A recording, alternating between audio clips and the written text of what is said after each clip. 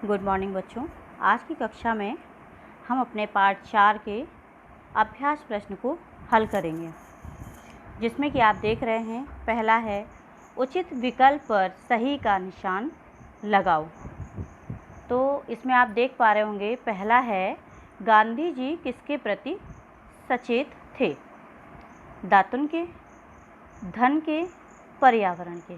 तो हमने पाठ में देखा कि वो पर्यावरण के प्रति सचेत थे, तो वो हमारा पहले से ही इसका उत्तर जो है टिक करके हमें दिया गया है।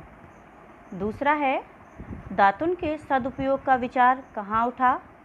तो दातुन का जब सदुपयोग जो करना था वो गांधी जी ने पहली बार इसका विचार कहाँ पर किया था? तो पाठ में हमने पढ़ा है कि उन्होंने यह सबसे पहले इंदौर में ऐसा किया हुआ था।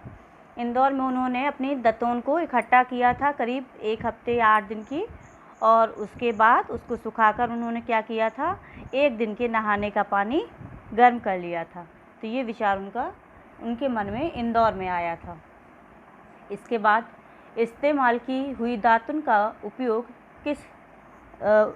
फिर से कैसे किया जाता? ईंधन के काम में, कागज़ के काम में, कोयले के काम में।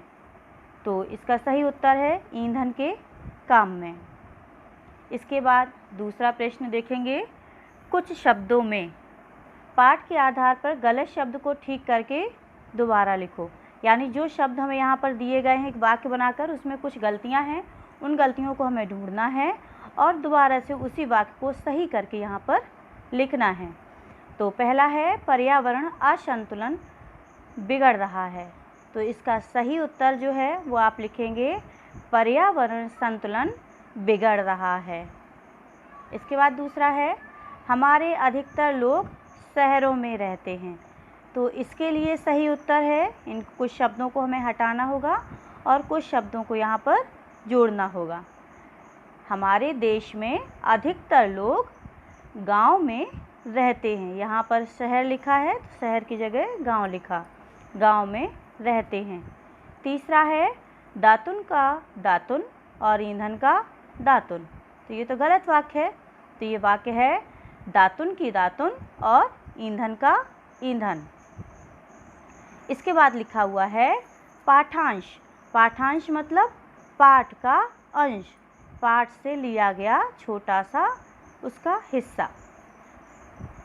इसको हम पढ़ रहे हैं और उसके बाद यहाँ पर हमें प्रश्न दिए जाएंगे, वो हम यहाँ पर हल करेंगे। जो पाठांश है ये गद्यांश भी कहलाता, लेकिन कब? जब यह हमें बिना पढ़े कहीं और से लिखा हुआ दिया गया होता। ये तो हमने पाठ पढ़ा और पाठ से हमें कुछ उसका एक अंश उठाकर दे दिया गया और उसमें से प्रश्न बनाकर दिए गए जो हमें लिखने हैं।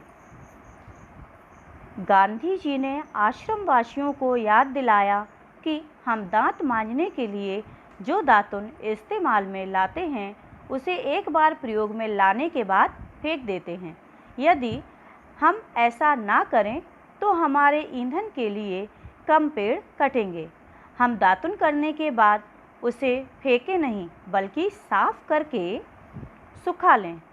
जब वे अच्छी तरह सूख जाएं तब उनसे ईंधन का काम ले।